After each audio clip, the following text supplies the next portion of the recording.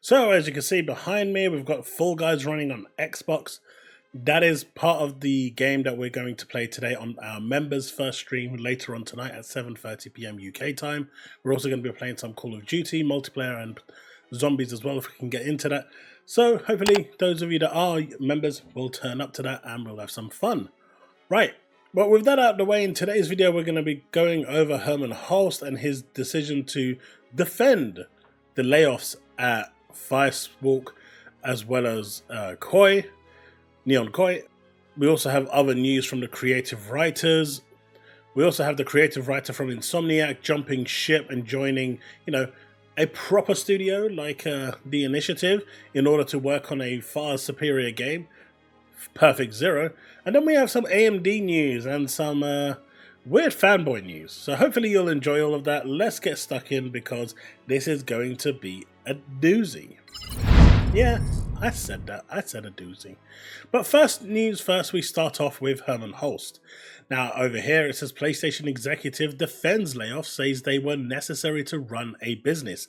Now, the last time Phil Spencer said this, all hell broke loose. Hell had frozen over. It was unacceptable for a company like Microsoft to say this, even though Xbox in itself does have its own P&L, which people don't understand. And P&L stands for those that aren't economically adjust, but think, they are economically adjust.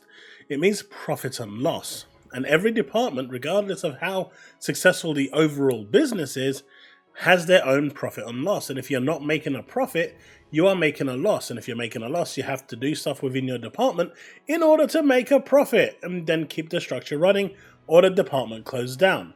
It doesn't matter how successful the other part is, that's just how it works. But this was front page news everywhere when Xbox chief Phil Spencer said it. But fast forward to Herman Hulst and it's almost just like a fleeting byline when it comes to GameSpot. It's good to see that people are actually, holding him accountable. Non-PlayStation fans, mind you.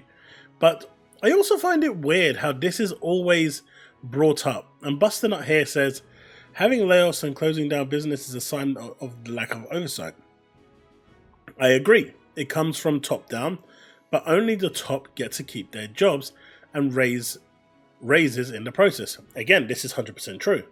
More companies need to operate like Nintendo and Iwata. For those of you that are less in the know and less educated, it's really hard to fire people in Japan. They actually have unions that protect this sort of thing when higher management make a mistake. And the colossal mistake that Iwata actually made with the Wii U was so pungent, was so strong, was so wild that he couldn't fire his staff. Instead, he had to take a pay cut. This is a cultural thing. This is a legal thing within their country. So people often refer to this as a gotcha moment, and it really isn't. Because if Nintendo of America was experiencing that, they would have laid off the studio. So it's got nothing to do with Iwata, more to do with the fact that these are the laws in Japan. But you've got, chief exec here, you got the CEO, Herman Hulst, and let's not forget, he actually had full oversight of this project. This was, as he called it, his Star Wars. This was going to revolutionize PlayStation. This was going to put it onto the map and be a massive franchise, one that would go on to sell billions and make them billions. He oversaw everything and fully knew the reception when it was going.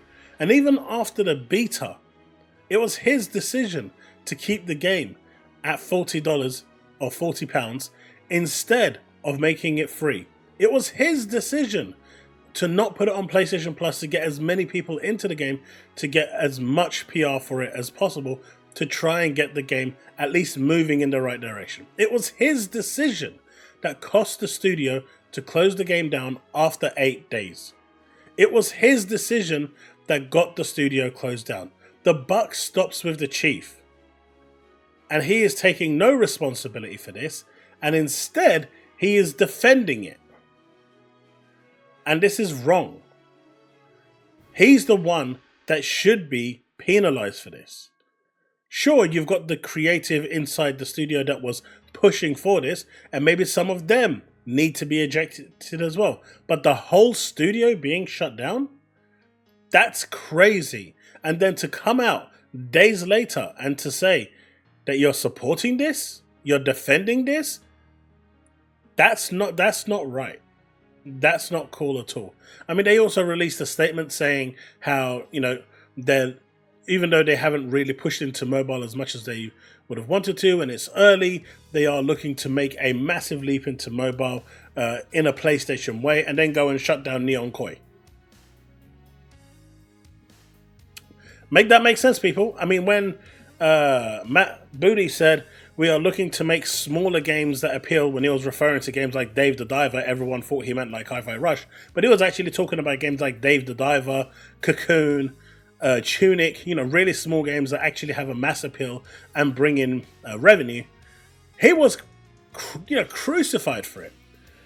But over here, Herman Hulst says the same thing, and let's go at the studio, and everyone's cheering for it. I tell you, the PlayStation breed is a weird bunch. They really are. Because they are actually cheering for this. And us, saying that he did the right thing. This close to Christmas. But then we move over to other things. As PlayStation fans were bigging up and talk of PlayStation 6 has been doing the rounds. Well, apparently, PlayStation boss wants PS5 Pro to continue to 10-year generation cycle. So we're talking, you're going to get, 7 series NVIDIA cards? 8 series NVIDIA cards? Before this graphics, before the PS5 Pro moves over to something else. But the PS5 Pro apparently is going to be here for a very long time, at least another 6 years. That is the aim. They want it to last 6 years. I reckon it'll be here for at least another 4. So you're talking 2028, 2030 before the next PlayStation console release. So I don't see that happening. I don't. But if this is the plan that they've got forward and they believe that not upgrading the CPU, my assumption is that maybe in 2-3 years' time, if they are planning for a 6-year release for the next console, in 2, maybe 3 years' time, they're probably going to have the PlayStation Pro 2 coming along to give it a CPU bump, because it's going to need that. No matter how good Pisser is, the CPU will always be the bottleneck, and it's going to need it. You've already got games on the PS5 dropping down to 500p. This ain't it, Chief. This ain't it. But hey, for those of you that were dreaming of a PlayStation 6 in the next 2-3 years, that bubble is gone. It's more like 6 years. So, and by then, let's be realistic. If cloud gaming really does take off, there may not be a PlayStation 6. So, this is going to be interesting. And if there is a PlayStation 6, you can pretty much confirm that that's going to be the last console. Interesting stuff. Brian Horton is no longer creative director of Marvel's Wolverine, PlayStation Insomniac. I mean, I don't know what's going on at Insomniac at the moment. He is now the creative director of Perfect Dark from the Xbox Initiative, and Ratchet & Clank leads are now running Wolverine. Now, essentially, what's happened is Microsoft has come in, liked what he was doing, headhunted him, and said, we'll give you more money, come along. And he said, you know what? After seeing what's happened with Insomniac, Spider-Man hasn't made a profit. They've cancelled their DLCs. This doesn't look like it's going in the right direction. I'm going to jump ship and at least join somewhere where I can make a difference. And so he jumped over. Good luck to the Ratchet and Clank leads who are now running Wolverine. I guess they're going to make Wolvie furry now, maybe, possibly, could be, I don't know. Who knows? But hopefully the game turns out to be good. I'm still super excited for Perfect Dark, and I'm hoping that it is still on track for a 2025 release. I know people are saying that now with a new creative lead, it's going to go into 26. I don't think that's going to happen. I think 25 is still on schedule. He has a year to make the changes that if he believes will make the game better, make it better. So good luck to him. Don't forget, this is the guy, Brian Horton, who was also the creative lead for Miles Morales. So before anyone says that he's just a nobody, he's trash, every PlayStation fan out there was capping for Miles Morales like it was the second coming of Christ. He knows what he's doing. So the fact that he's now going over to Xbox and has been headhunted is a good thing. So it looks like Jokes are coming out with the AMD 3.1.2 frame interpolation sample, blah, blah, blah, blah, blah, blah, blah, blah, blah. Xbox is now getting 3.1.2 FSR native support. Now, obviously, Puerto Rock here is making a mockery of it and trying to make fun of it, but the reality is FSR in general is the weakest of the upscalers. We all know this because it's software based and not AI based. Now, it does actually leverage AI, but it doesn't have, hardware AI. So to say that it has no AI is just factually wrong. There's lots of documents out there that actually say this and prove this, and that's been tested. It leverages, it kind of learns from it and incorporates it, but it just doesn't have hardware AI, which the new graphics cards will have. It has software. But this is the part why PlayStation fans like Puerto Rock, like Warhammer Dave, do not like FSR and want to, undermine it and mock it. Because they've been undermining FSR and mocking it for quite some time. And this is why. Does FSR work on game consoles?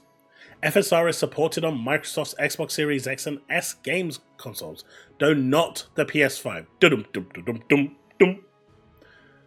So that's why now they're all over pisser, like it's, they're pissing all over the place. It's because they never had support for it. Their console never supported it.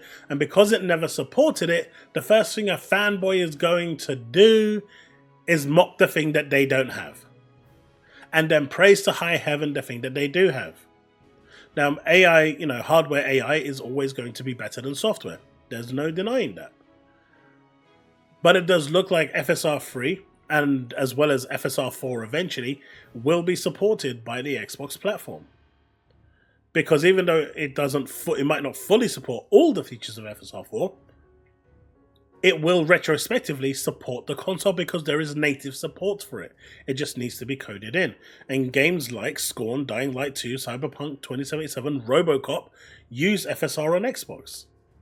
So more and more companies doing this will mean better frame rates overall on the Xbox platform. And you want to know what the best part is? You get that upscaling technology without needing a mid-gen refresh. That's the kicker here. For PlayStation 5 owners, you're screwed. You either have to pay £700 to get the console so you can get that extra upscaling, so that upscaler is now costing you 700 quid, or you play games with no upscaling at all and what you get is what you get.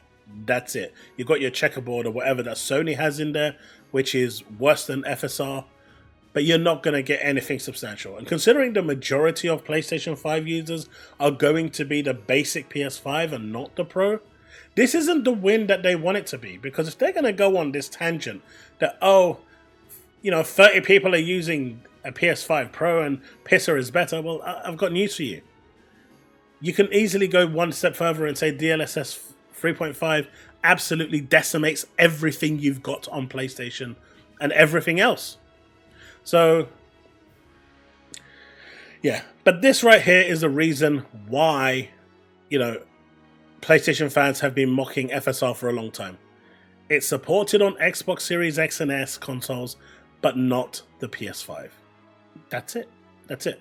And all that asking for receipts and stuff, when he knows it's true. And AMD have also already said time and time again, it doesn't have true AI hardware support, but it is leveraging from it. So it is using the data that they take and extrapolate to make FSR run better. What can I say? What can I say, folks? What can I say? And well, folks, hopefully I'll see you tonight at the members stream. We're going to be playing Fall Guys and Call of Duty. So hopefully I'll see you then. But let me know what you think about all this in the comment section below. Let's have that discussion, and I will see you in the next one. As always, stay safe and remain legend.